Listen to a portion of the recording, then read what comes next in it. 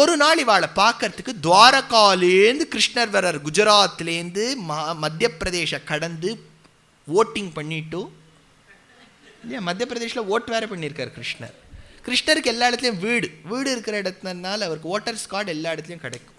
அதனால் ஓட் பண்ணிவிட்டு கையில் மையெல்லாம் வாங்கிட்டு அவரும் சத்யபாமாவும் கிருஷ்ணரும் சத்யபாமாவும் தான் எப்போவுமே அவுட்டிங்லாம் போவான். ருக்மிணிலாம் படிதாண்டா பத்னி, அவள் ஆற்றுலேயே உட்காந்து அட்மினிஸ்ட்ரேஷன்லாம் பார்ப்போம், கணக்கு வழக்கெல்லாம். சத்யபாமா எப்போவுமே பேஜ் 3, அவள் எல்லா பார்ட்டிக்கும் உட்காந்து போயிட்டு இப்போ கிருஷ்ணரோட அவள் வரா. பஞ்சபாண்டவாளை பார்க்கறதுக்கு வரா. வந்த உடனே பார்த்தா யுதிஷ்டிரன் சொல்கிறார், அப்பா ஒன்றை நம்பி தான் நாங்கள் இருக்கோம் கிருஷ்ணா, இப்போ இன்னும் உயிர் வாழ்ந்துட்டு இருக்கோன்னா ஒன்னால தான். அது அடிக்கடி யுதிஷ்டன் சொல்லுவார். எப்போவுமே பெருமாள் கிட்ட இருக்கக்கூடிய நம்பிக்கையை நம்ம அப்பப்போ உருவூட்டிகிட்டே இருக்கணும். அதான் அன்றைக்கே சொல்லிட்டேனே, எவ்வளோ தடவை சொல்லுவா அப்படின்னு கேட்கப்படாது. அப்பப்போ அவரை பார்க்கும்போது தான், சுவாமி உன்னை தான் நம்பி இருக்கேன்னா என்னை விட்டுறாது, அது சொல்லிகிட்டே இருந்தால் போகிறோம். அவர் ஞாபகம் வச்சுப்பார் நம்மளை, நமக்கு ஒரு திருப்தி அவர்கிட்ட சொல்லிகிட்டே இருந்தா. அதான் எடுத்தா கிருஷ்ணர் மகாபாரதத்தில் பாயிண்டெல்லாம் நீங்கள் பார்த்தேன்னா அசந்து போயிடுவேன். கிருஷ்ணர் எப்போ யுதிஷ்டிரனை பார்த்தாலும் விழுந்து சேவிப்பார். ஏன்னா அத்தை பிள்ளை. ஆனால் அத்தை பிள்ளையை விழுந்து சேவிக்கணும்னா சாஸ்திரம் சொல்கிறது, அத்தை பிள்ளைக்கும் நமக்கும் 3 வயசாவது வித்தியாசம் இருக்கணுமா. அதனால தான் யுதிஷ்டிரன் பிறந்து 3 வருஷம் கழித்து கிருஷ்ணர் தம் பிறப்பை வச்சுக்கிறார். Krishna decides his own birthday. அவர் டிசைட் பண்ணிக்கிறார். இப்போலாம் சிசேரியனில் நம்மளே தானே டிசைட் பண்ணுறோம் இல்லை. அவள் கேட்குறா, உங்களுக்கு என்ன சார் நட்சத்திரம் வேணும்? எல்லோரும் இப்போ ஜாதகத்தை பார்த்துட்டு குழந்தைய பிறக்க வைக்கிறார். கரெக்டாக அந்த நவாம்சம்லாம் கரெக்டாக இருக்கான்னு பார்த்துட்டு அந்த இடத்துல பிறக்க வைக்கிறார். ஆனால் அதில் என்னென்னா பியூட்டி, அதையும் மீறி நம்ம கர்மா இருக்கும். இப்போவுமே ஜாதகத்தில் சிசேரியன்னு தீர்மானம் ஆகிடுத்துன்னு வச்சுக்கோ. சில பேர் டாக்டர் சொல்லிவிடுவா சிசேரியன் தான் ஆகும்பா. ஏன்னா அந்த லேடிக்கு ரொம்ப ஸ்டாமினாலாம் இல்லைன்னா சிசேரியன் தான். சிசேரியன் ஆகிடுறதுன்னா ஜோதிஷ்ய சாஸ்திரத்தில் அங்காரகன் எந்த இடத்துல இருக்கான்னு பார்க்கணும். ஏன்னா அங்காரகன் தான் சர்ஜரிக்கு அதிபதி. அங்காரக பொசிஷனை பார்த்துட்டு தான் பண்ண முடியும். அதெல்லாம் சில ரூல்ஸ் இருக்குது. இப்போ சொல்கிறேன், அசம்சயம் கேசவ பாண்டவானாம். எல்லாரும் அந்த பாயிண்ட்டை நோட் பண்ணிப்பா. இனிமேல் சிசேரியன்னா அங்காரகனை பார்த்துக்குவோம். அதுக்கு முன்னாடி ஒரு வார்த்தை சொன்னேன், பெருமாள் அடிக்கடி பார்த்துன்னு மோட்சம் கொடுங்கன்னு கேட்கணும்னு. அதையும் நோட் பண்ணிக்கோங்க. பவான் கதிஸ்வச்சரணாஹி பார்த்தாஹ காலோதயே தச்ச ததச்ச பூயஹ கர்த்தா பவான் கர்மன சம்சயோஸ்தி. கிருஷ்ணர்கிட்ட சொல்கிறா, கிருஷ்ணா ஒன்றை நம்பி தான் இருக்கும். கிருஷ்ணர் யுதிஷ்டனை விழுந்து சேவிக்கிறார். இதுதான் பாகவத லட்சணம்னா இதுதான். ஒருத்தர் நம்மளை விழுந்து சேவிக்கிறான்னு வச்சுக்கோங்க, இப்படி சின்முத்திரையோட இப்படி உட்காரப்படாது, அக்ஷதையை கொடுத்து இப்படி ஆசீர்வாதம். எப்பேற்பட்ட வாழாக இருந்தாலும் நம்ம கை கூப்பி இருக்கணும். நம்மளை யாராவது விழுந்து பெரியவா சின்னவாளே விழுந்து சேவிக்கிறான்னு வச்சுக்கோங்களேன், கை கூப்புவோம். அவள் விழுந்து சேவிக்கிறான்னு நன்னா இருப்பா. கிருஷ்ணர் ஒன்று ஆசீர்வாதம் பண்ணுவார். இப்படி கரெக்டாக இப்படி வச்சுன்னு நம்ம ஆச்சாரிய ஸ்தானத்தை தட்சிணாமூர்த்தி மாதிரி உட்காந்து ஆசீர்வாதம் பண்ணப்படாது. நமக்கு அவ்வளோ தவோ வலிமை கிடையாது. எல்லாத்தையும் கேசவம் பற்றி கச்சத்தின்னு அவருக்கு டைரக்ட் பண்ணிடணும். பெருமாள் பார்த்துப்பார் அப்படின்னு சொல்லி ஆயிடுச்சா. இப்போ இந்த சமயத்தை கிருஷ்ணர் அந்த இடத்துல இருக்கார். அந்த சமயத்தில் மார்க்கண்டேயர் வரார். ஸ்டார்டிங்கில் முதல் நாள் 27வது நிமிஷத்தில் நான் சொன்னேன் அப்படின்னு எனக்கு ஞாபகம் இருக்குது. உங்களுக்கு ஞாபகம் இருக்கா? மார்க்கண்டேயர் வந்தார். இப்போ மறுபடியும் மார்க்கண்டேயர் வேறு 10 வருஷம் கழிச்சு மறுபடியும் விசிட் பண்ணுறார். ஹவ் ஆர் யூ, எப்படி இருக்கேள், பார்க்கறதுக்கு கொஞ்சம் திரௌபதி மெலிஞ்சா மாதிரி இருக்கு, ரொம்ப மாவரக்கிறியா, ஏதாவது கேட்க வேண்டாமா, அதனால் மார்க்கண்டேயர் வேறு. அப்போது அவர் சொல்கிறார், கிருஷ்ணா எல்லோரும் உட்காருங்கோ, யுதிஷ்டா எல்லோரும் உட்காருங்கோ, நான் உபன்யாசம் பண்ணணும். ஏன்னா அவர் யாரும் உபன்யாசத்துக்கு கூப்பிட்றதே இல்லை. அவராக எங்கேயாவது ஆடியன்ஸ் கிடச்சுட்டா பண்ண ஆரம்பிச்சுடுவார். அதனால் பண்ணுறார். அதனால் அரிஷ்டநேமியை பற்றி ஒரு கதை சொல்கிறார். என்னன்னா, அரிஷ்டநேமி காஷ்யப்பருடைய பிள்ளையை பற்றி ஒரு கதை சொல்கிறார். அப்போ வைன்யர் அப்படின்னு ஒரு மகரிஷி, அவரை பற்றி ஒரு கதை சொல்கிறார். என்னென்னா, வைன்யர் யாகம் பண்ணும்போது நிறைய பேருக்கு தானம் கொடுத்துருந்தாராம். அத்ரி கிளம்பணும்னு நினச்சாராம். அப்போ கௌதமர் தடுத்தாராம், வேண்டாம் சுவாமி அந்த இடத்துக்கெல்லாம் போகாதீங்கோன்னு. ஆனால் அத்ரி கிளம்பி போயிட்டார். அத்ரி கிளம்பி போய் நிறைய தானங்கள் வாங்கிட்டார். அப்போது கோபம் வந்துடுத்து கௌதமருக்கு, நான் போகாதீங்கோ தானம் வாங்காதீங்கோன்னு சொன்னேன் அத்ரியே, ஏன் வாங்கினேள்? அத்ரிக்கும் கௌதமருக்கும் ஒரே சண்டை பூசல். அப்போ சனத்குமாராள் வந்து சரிப்படுத்தி வைக்கிறா, அப்படிலாம் கிடையாதுப்பா, இந்த மாதிரி யாகங்கள் பண்ணும்போது தானம் கொடுக்கறதும் சகஜம்தான், வாங்கிறதும் சகஜம்தான், கௌதமரே அத்ரியை கோச்சுக்காதீங்கோன்னு ஒரு தீர்ப்பு கொடுக்குறா அப்படின்னார். அடுத்தது இதெல்லாம் சின்ன சின்ன சின்ன கதையாக சொல்லின்னு வர்றார். அரை மணி நேரத்துக்கு சின்ன கதைகள், அந்த காலத்தில் சிவசங்கரியின் சின்ன கதைகள் மாதிரி அவர் ஏதோ சொல்லின்னு வர்றார். மார்க்கண்டேயர் ஒரு கதை. அடுத்தது என்ன சொல்கிறார், தார்க்ஷனுக்கும், தார்க்ஷன்னா யார்? யாரு? கருடன். Very good. ஸ்வஸ்தி நஸ்தார்க்ஷோ. அந்த தார்க்ஷனுக்கும் சரஸ்வதி தேவிக்கும் ஏதோ பேச்சுவார்த்தை நடந்திருக்கு. சரஸ்வதி தேவி சொல்றா, எவன் ஒருவன் பரபிரம்மஸ்வரூபத்தை தெரிந்தவனோ அவனே பிராமணன். இந்த பிராமணன் வார்த்தை தான் அந்த காலத்து அடிபட்டிருக்கு. எங்கே பிராமணன், யார் பிராமணன்கிறதுல ஒருத்தர் ஒரு டெஃபினிஷன் கொடுக்குறா. ஆனால் எந்த டெஃபினிஷன் கொடுத்தாலும் எனக்கு பொருந்த மாட்டேங்கிறது. அது ஒன்று நிச்சயம். ஒருத்தர் சத்தியம் பேசணுங்கிறார், தானம் கொடுக்கணுங்கிறார், தவம் பண்ணணுங்கிறார், அது நமக்கு பொருந்த மாட்டேங்கிறது. ரெண்டாவது பரபிரம்ம சிந்தனையில் இருக்கணுங்கிறார், அது எப்போ பார்த்தாலுமா இருக்குது, எப்போவோ ஒரு வாட்டி வந்துட்டு போகிற மாதிரி போயிடுறது. அதனால சரஸ்வதி சொல்கிறா, யோ பிரம்ம ஜானாதி யதா பிரதேசம் ஸ்வாத்யாய நித்ய சுச்சிர பிரமத்தः சவை பாரம் தேவலோகஸ்ய கந்தா சஹாமரை பிராப்னுயாத் பிரீதி யோகம். அடுத்தது சொல்கிறார் ஒரு கதை. என்னன்னா, விவஸ்வான் அப்படின்னு இருந்தார். விவஸ்வான்னா சூரியன். விவஸ்வான் மனவை பிராவஹா. அதனால தான் இந்த மனுக்கே வைவஸ்வத மன்வந்தரம்னு பேர். அவர் ஒரு வாட்டி ஜலத்தில் கையை விடும்போது ஒரு மீன் வந்துவிட்டோம். அந்த மீனை எங்கேயாவது விடணும்னு பாத்திரத்தை விட்டாராம். அந்த பாத்திரத்துலேருந்து பெருசாக எடுத்தான், குளத்தில் விட்டாராம். குளத்துலேருந்து நதியில் விட்டாராம். அப்போ அந்த மீன் எங்கே கேள்விப்பட்டிருக்கா? இது எவிட மத்ஸ்யாவதாரம் வந்துவிட்டா.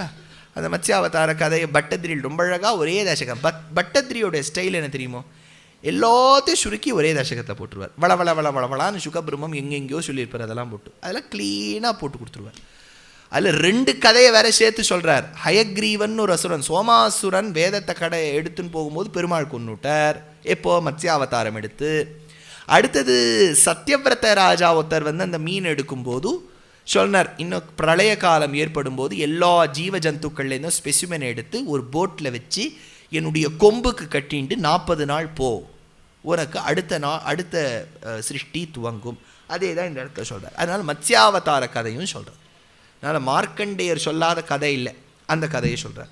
அடுத்தது மார்க்கண்டேயர் சொல்கிறார், அப்பா உங்களுக்கெல்லாம் ஒரு சீக்ரெட் கதை சொல்கிறேன், ரொம்ப முக்கியமான கதை, எல்லாரும் கேளுங்க. நான் ஒரு நாள் பதரிகாசிரமத்தில் இருக்கும்போது பிரளயம் ஏற்பட்டுடுத்து. ஒரே பிரளய சமுத்திரமாக இருக்கும்போது நான் நீஞ்சிண்டே வந்தேன். பயமாக எடுத்துப்பா பாண்டவர்களே, நீங்கள்லாமோ அன்றைக்கி இல்லை, பயந்து போயிட்டேன்னா.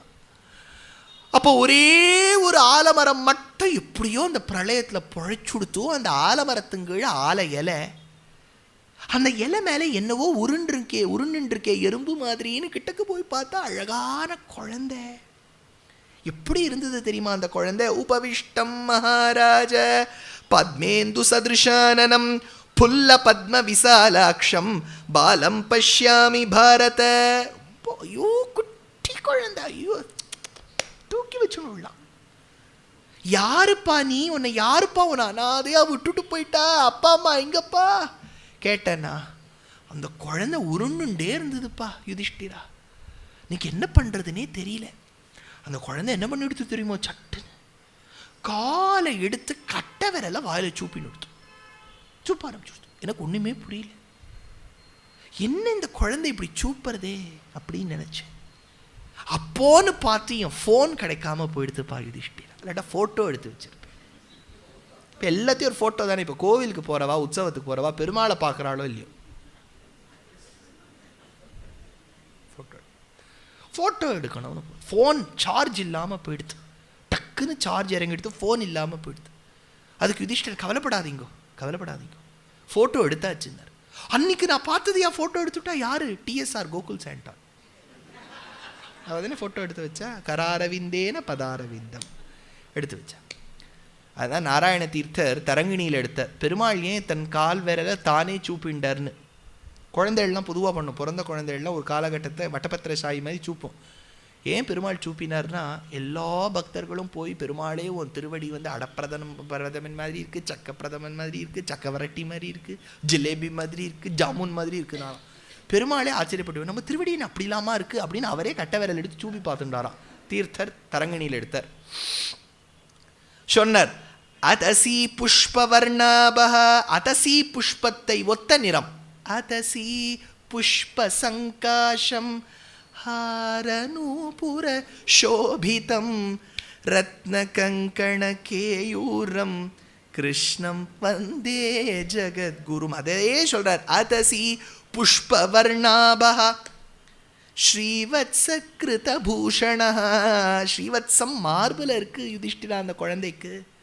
சாக்ஷா லக்ஷ்மியா இவாவாசா, சாக்ஷாத் லக்ஷ்மியை தம் மார்பில் வச்சுட்டு இருக்கார். ச இதா பிரதிபாதிதே. அப்பா, அப்பேற்பட்ட அந்த குழந்தை அது என்ன காமிச்சது தெரியுமோ? ஜலத்தில் இருக்கக்கூடியவன் நாராயணன்னு காமிச்சது. நார அயன, எவன் ஒருவன் ஜலத்தையே தன் இருப்பிடமாக கொண்டுள்ளானோ அவனுக்கு நாராயணன்னு பேர். இன்றைக்கும் நீங்கள் நேபாளில் காத்மாண்டூவில் ஒரு பெருமாள் இருக்கார், கேள்விப்பட்டிருக்கீங்களா? நீர் நாராயணன், ஜலநாராயணன்னு பேர். அப்படியே ஜலத்திலேயே இருப்பார், ரொம்ப அழகாக இருப்பார் பார்க்கறதுக்கு. சொன்னார், அபாம் நாரா இதி புரோக்தா இதி புரா சஞ்ஞா கர்ம கிருதம் மயா தேன நாராயணோப்யுக்தோ மம தத்வயனம் சதா அப்படிங்கிறார். எங்கள் ஆற்றுல என்ன பண்ணுவான்னா, இந்த வாழைக்காய் இருக்கு பாருங்க, வாழைக்காயை திருத்தி திருத்தி திருத்தி ஜலத்தில் போடுவாள். பார்த்துருக்கா? நீங்கள் எப்படி பண்ணுவேள்? அப்படி தானே பண்ணுவேள்? அப்படி தான் எங்கள் ஆற்றுல தனியாக பண்ணுறாளோன்னு நினச்சேன். அதே மாதிரி வாழைத்தண்டு இருக்கோன்னோ, அதை நீங்கள் வெட்டும்போது நார் வரும், அதை சுற்றிக்கணும் கையில். சுற்றின்ட்டு திருத்திட்டு மோர் ஜலத்தில் போடுவாள், கருக்கப்படாதுன்னு. இல்லைன்னா அது சட்டுன்னு அது மூலவர் மாதிரி ஆகிடும். உற்சவர் மாதிரி இருக்க வேண்டியது மூலவர் மாதிரி ஆகிடும். அதனால் மோர் ஜலத்தில் போடுவாள். அப்போது எங்கள் பாட்டி அந்த காலத்தை வேடிக்கைக்கு சொல்லுவோம், இதெல்லாம் நாராயணனாக இருக்குடா, ஏன் ஜலத்தில் இருக்குது அப்படின்பா. அதனால் அப்போ தான் ஒரு ஸ்லோகம் சொல்கிறார் மார்க்கண்டேயர். மார்க்கண்டேயர் இந்த ஸ்லோகத்தை சொல்கிறார், யதா யதாச்ச தர்மஸ்ய கிளானிர் பவதி பாரத அபியுக்தானம் அதர்மஸ்ய ததாத்மானம் சிருஜாமியகம். மார்க்கண்டேயர் யுதிஷ்டனுக்கு சொல்கிற ஸ்லோகம் இது. இதை யார் காப்பி அடித்தா? கிருஷ்ணர். கிருஷ்ணர் அவருக்கு என்ன காப்பி அடிக்கிறதுல என்ன? அஹம் நாராயணோ நாம சங்க சக்கர கதாதரஹா. என்ன மார்க்கண்டேயர் சொல்கிறார் யுதிஷ்டனுக்கு. அன்றைக்கி நான் அப்படி போகும்போது அந்த குழந்தை என்கிட்ட பேசித்துப்பா, யதா யதாகி தர்மஸ்ய, கவலைப்படாதப்பா. அதே தான் கிருஷ்ணர் பின்னாடி சொன்னார். அஹம் நாராயணோ நாம சங்க சக்கர கதாதரஹ யாவத்யுகானாம் விபர்ஷே விப்ரர்ஷே சஹஸ்ர பரிவர்த்திதாம். யுதிஷ்டிரனும் பஞ்ச பாண்டவாளும் திரௌபதியும் ஆன்னு கேட்டுருக்கா. எப்படி இருக்கு பாருங்க கதை. இவர் மட்டும் மிதந்தாராம் ஒரு ஆலலையாம். ஆண்டாள் பாடும்போது ஆலி நிலையாய் அருளேலோ ரெம்பாவாய். ஆலி நிலையாய், ஏன்னா உலகம் முழுக்க அவர் வயத்தில் இருக்கு. ஏன்னா மார்க்கண்டேயர் என்ன பண்ணார், குழந்தை நீ யாரு அப்படின்னு கேட்டார். அது விரலை சூப்பின்ட்டுது, இவருக்கு புரிய மாட்டேங்கிறது. விரல் எடுத்துட்டு அப்படின்ட்டு அந்த குழந்தை, இந்த வேக்யூம் கிளீனர்னு ஒன்று வருது பாருங்க, அதில் புஷ்ஷுன்னு இழுத்தேன்னா குப்பையெல்லாம் உள்ளே போயிடும் அப்படின்ட்டு குழந்தை. டபக்குன்னு அவர் உள்ளே போயிட்டார். இது வருது மகாபாரதத்தில். டக்குன்னு அவர் உள்ளே போயிட்டார். உள்ளே போனால் என்ன தெரிஞ்சிருக்கணும்? தொண்டை, வயறு, அன்னைக்கு கிருஷ்ண சாட்டை குழக்கட்டையோ ஏதோ ஒன்று இருக்கணும். அதெல்லாம் தானே இருக்கணும். அது இல்லையா. பதரிகாசிரம பர்வதமா, ஆசிரமமா, அங்கே ஒரு கங்கா ஓடின்னு இருக்கான் அலக்கனந்தா, அங்கே மார்க்கண்டேயர். அதனால் மார்க்கண்டேயரே உள்ளே போய் இன்னொரு மார்க்கண்டேயரை பார்க்குறார். குழம்பி போயிட்டார். ஸ்ரீவாசுதேவ அண்டகோட்டில் குக்ஷி உண்டின்னர் தியாகராஜர். புரோவ பாரம்மா, ஏண்டாப்பா அன்னைக்கு சிருஷ்டி அனைத்தையும் வயிற்றில் வச்சுட்ட, உலகத்தையே வயத்தில் வச்சுட்ட உனக்கு இந்த ஏழை தியாகராஜனை தாங்கிறது பாரமா போயிடுதா? புரோவ பாரம்மா ரகுராமா நன் ஒகட்டி என் ஒருவனை. உள்ள போயிட்டார் மார்க்கண்டேயர். இந்த கதையை அவர் சொல்றார். பஞ்ச பாண்டவாள் திரௌபதி அப்படி கேட்டுருக்கா. என்னமா இருக்கு மார்க்கண்டேயரே, பெரிய ஹீரோவா இருக்கீர் நீர். 2.0 இருக்கீரே இல்லையா? 2.0 இருக்கீரே. நாளன்னைக்கு வந்துருக்கு. எவ்வளோ பெரிய நாளன்னைக்கு நமக்கு வைகுண்ட ஏகாதசியை விட முக்கியமான நாள் நாளன்னைக்கு தான். அதனால என்னம்மா கேட்டுட்டு இருக்கீர். அப்போ மார்க்கண்டேயர் சொன்னார், அசந்து போகாதீங்கன்னார். பஞ்சபாண்டவாளை பார்த்துட்டு திரௌபதி, ஏன் அசந்து போகப்படாதுங்கிற? அன்னைக்கு ஆலிலையில் தவழ்ந்தது யார் தெரியுமா? இந்த கதை கேட்டுட்டு இருக்கிற இந்த திருட்டு பிள்ளை, இந்த கிருஷ்ணர் தான் அன்னைக்கு ஆலி நிலையில் படுத்து கொண்டிருந்தவன். யஹா ய தேவோ மயா திருஷ்டா புரா பத்மாயதே க்ஷணஹ சயேஷ புருஷ வியாக்ர சம்பந்தீதே ஜனார்தன. எனக்கு இல்லாத பாக்கியம் உங்களுக்கு கிடைச்சுடுத்தே பஞ்ச பாண்டவன், உங்களுக்கு சம்பந்தியா போயிட்டாரே. சயேஷ கிருஷ்ணோ வார்ஷ்ணேய புராண புருஷோ விபு ஆஸ்தே ஹரிர் சிந்தியாத்மா கிரீடன்னிவ மகாபுஜா. இவன் தான் சார் உங்கள் பக்கத்தில் உட்காந்து விளையாடிட்டு இருக்கான், கிள்றான், அணைக்கிறான், திரௌபதி ஏதாவது குறிக்கிறதுக்கு ஏதாவது பொரிய கொடுங்கிறான், எல்லாம் கேட்குற இந்த பிள்ளை தான் இன்னைக்கு பிரளய காலத்தில் கிடந்தான்.